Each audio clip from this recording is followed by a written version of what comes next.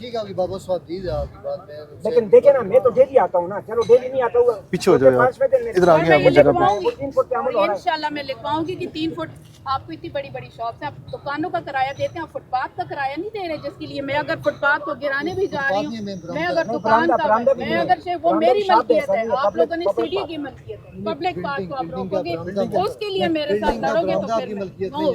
नहीं देखें, आपकी दुकान के लिए बरामदा बनाया है कि लोग गुजरे, मैंने इसलिए नहीं बनाया कि आप सामान रख के दे रहे हैं। हर प्रॉपर्टी का हिस्सा है, लेकिन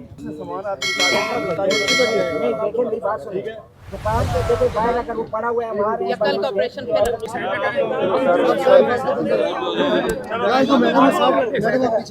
मैडम आप इधर आइए भाई, यार, आप सब चले जाए भाई, हमारा स्टाफ एक साथ तो आ जाए, बाकी को तो पीछे जाए, बाकी चलो भाई अपना काम करें, चलो शाबाश, खत्म करें, काम करें अपना। चलो हेलो, ये देखिए इसको ज्यादा तरफ से